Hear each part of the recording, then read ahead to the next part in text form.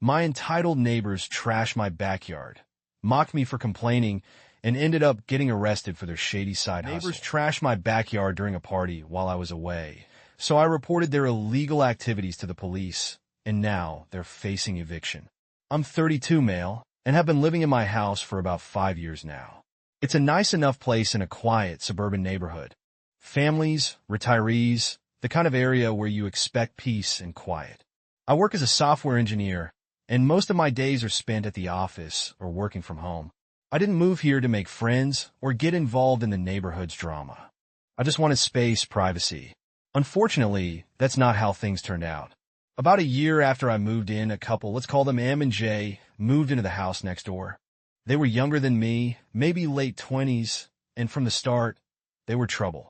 Loud, entitled, constantly acting like the whole neighborhood revolved around them. At first, I didn't care.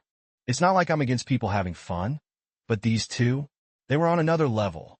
It started with weekend parties, blaring music, drunk guests, and cars lining the street. It didn't take long for it to escalate. I try to be patient. After all, everyone's entitled to enjoy themselves from time to time. But this wasn't just now and then.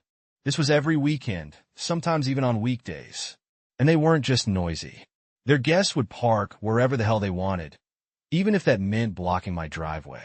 Every time I had to knock on their door to ask someone to move their car, I got the same condescending response from him. "Dude, it's just one night. Relax," he'd say, smirking, beer in hand. Meanwhile, Jay would stand behind him, nodding like some sort of brainless backup. "Yeah, we're just having fun. Don't be that guy." I kept my cool as best I could. After all, I didn't want to be that guy, the grumpy neighbor who couldn't handle some noise. But after months of this crap, I was nearing my breaking point. One weekend, I went out of town for a friend's wedding. I was gone from Friday to Sunday, just 3 days. I didn't think much of it. I figured I'd come home, tired but relaxed, and get back to my usual routine. But when I pulled into my driveway Sunday night, I knew something was wrong. First, there was trash everywhere, empty beer bottles, plastic cups, even a broken lawn chair lying in the middle of the street. I could still hear music coming from M and Jay's place, though it was quieter now, like the party was winding down. Then I noticed my gate was wide open. That gate is always locked, always. I rushed over to check, and my backyard was a disaster. Beer cans, cigarette butts, and fast food wrappers were scattered all over the lawn. My patio furniture was flipped over like someone had been roughhousing on it. Worse, my grill, the new one I had just bought, was knocked over, dented, and covered in grease and food scraps. It looked like they had a barbecue in my yard. And as if that wasn't bad enough, there were giant patches of grass torn up, like a bunch of idiots had been playing soccer while drunk out of their minds. I was livid.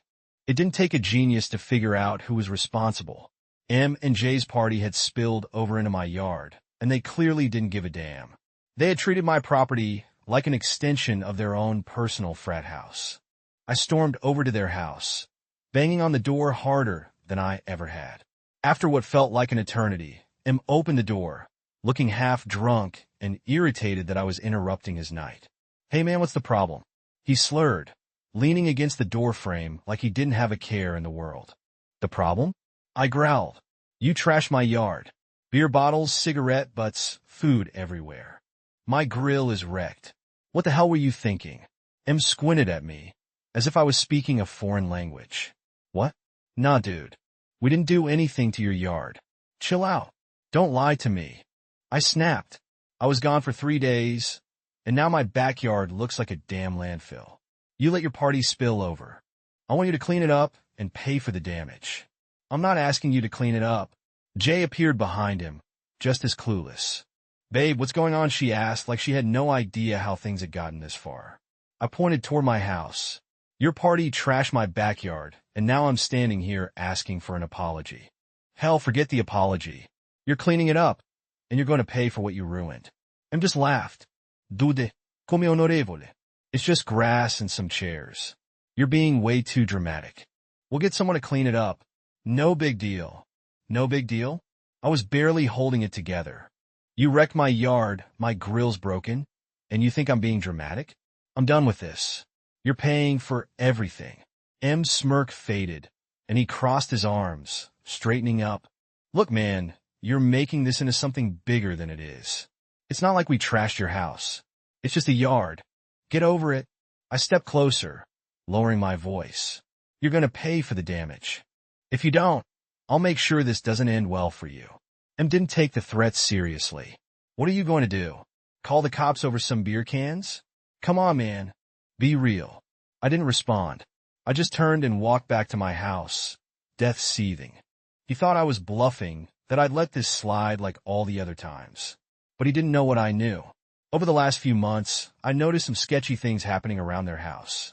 Late-night visitors, cars pulling up at weird hours, people hanging around who clearly didn't live in the neighborhood. At first, I didn't think much of it. But after they trashed my yard, I started paying closer attention.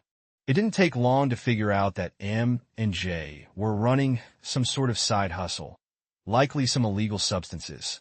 The next day, I made a call to the local police's non-emergency line. I didn't mention the party or the yard. Instead, I laid out the suspicious activity I'd been noticing for months. The late-night traffic, the strange visitors, the way people hung around like they were waiting for something. The dispatcher thanked me for the information and said they'd look into it. For a few weeks, nothing happened, but I kept watching. Sure enough, one evening, 2 unmarked police cars rolled up to M and J's house. They weren't messing around. Within minutes, officers were inside, pulling people out in handcuffs, M and J included. Turns out, my little tip-off was exactly what they needed to take down their operation.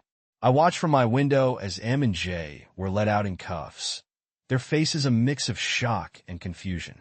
They had no idea how things had gotten to this point, no clue that their entitled behavior had come back to bite them harder than they ever expected. The neighborhood was buzzing the next morning. Apparently, the cops had been watching them for a while, and my call had helped them build their case. It didn't take long for an eviction notice to show up on their door. Within a month, they were gone, moved out, all their stuff packed into a truck. The block was quieter, cleaner. No more parties, no more random cars blocking my driveway. Just peace. I never expected things to escalate like they did. I thought I'd just report some shady behavior and maybe get them to clean up their act, but honestly, I don't feel bad about it at all. They trashed my property, treated me like I didn't matter, and got what was coming to them.